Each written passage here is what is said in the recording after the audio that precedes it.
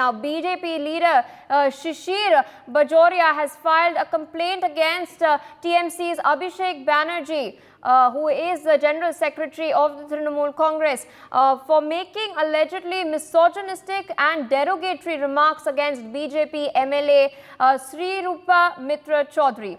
Now, during an election rally, Abhishek Banerjee had allegedly called her cruel and shameless. He had called her BJP's representative to keep people deprived, stigmatized, oppressed and victimized. Now, following this speech of Abhishek Banerjee, the National Commission for Women has taken notice of this and has written to the state's Director General of Police and has demanded action report as well in 4 days. And the BJP leader Shishir Bajoria has also filed a complaint against Abhishek Banerjee. My colleague Rainik Datta joins us on the broadcast with more details on this. Rainik, yet another front as far as the war between the Bharatiya Janata Party and the Trinamool Congress is concerned.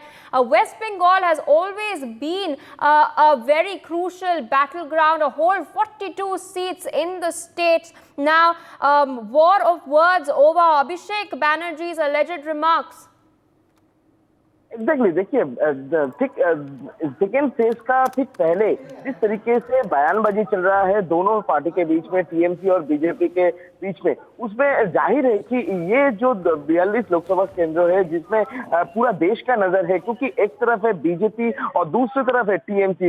एक तरफ BJP का challenge है कि जो 2019 का जो seat, वो seat का मार्जिन को और इंक्रीज किया जाए। दूसरी तरफ टीएमसी का चैलेंज है कि बीजेपी को सीट को हटा के खुद का जो जगह, वो खुद का जगह को तैयार करने के लिए, पूरा इंडी गठबंधन को सपोर्ट करने के लिए एक सपोर्टिव जगह तैयार करने का कोशिश टीएमसी की तरफ से किया जा रहा है। मगर इसके बीच में जिस तरीके का बयानबाजी टीएमसी लीडर की तरफ से दिया जा रहा है, जैसे कि अभिषेक बनर्जी की तरफ से श्री रूपा मित्र चौधरी को लेकर जिस तरीके का बयान दिया गया था, इसको लेकर ही बीजेपी हमलावर है। बीजेपी का कहना है कि जिस तरीके का बयान अभिषेक बनर्जी जो टीएमसी का जनरल सेक्रेटरी है उनकी तरफ से दिया गया है, उसमें वो एप्रोप्रिएट नहीं है, वो बुरी तरीके से बोला गया है और पब्लिक मीटिंग में, पब्लिक फोरम में वो बोला गया है। और इसी वजह से बीजेपी की तरफ से शिशिर बाजोरिया वो इलेक्शन कमीशन में गए थे, इलेक्शन कमीशन के पास वो कंप्लेंट भी दायर की अभिषेक बनर्जी के खिलाफ में। दूसरी तरफ अगर देखा जाए, पूरा ये मामले को लेकर रिपोर्ट मांगा है नेशनल वुमेन कमीशन। यानी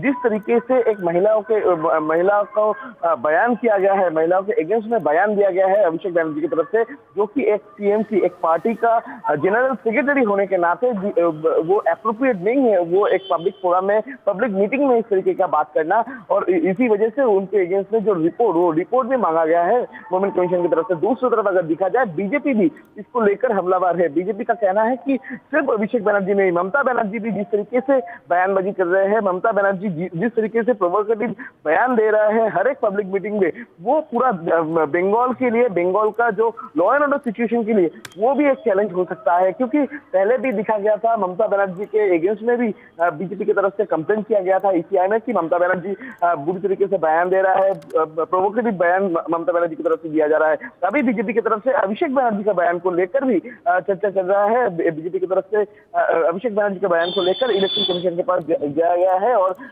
ये भी मांग किया गया है कि कड़ी से कड़ी एक्शन अभिषेक बनर्जी के अगेंस्ट में लिया जाए। अभिषेक बनर्जी का जो पब्लिक मीटिंग, पब्लिक रैली, उस पर रोक लगाया जाए। अगर वो इस तरीके का बिहेवियर करे तो उनको, उनके अगेंस्ट में कड़ी से कड़ी एक्शन इलेक्शन कमीशन ले, ये भी मांग बीजेपी की तरफ से किया गया है। अभी देखना है कि इस तरीके का एक तरफ बयानबाजी, दूसरी तरफ बयान के अगेंस्ट में कंप्लेंट, ये जो पूरा सिलसिला चल रहा है बंगाल में टीएमसी वर्सेस बीजेपी का वॉर ऑफ वर्ड, जो आप बोल रहे थे कि वॉर ऑफ वर्ड चल रहा है, और उसके साथ साथ ही जो कार्रवाई, एक से बढ़कर एक कंप्लेंट टीएमसी की तरफ से कंप्लेंट किया जा रहा है। तो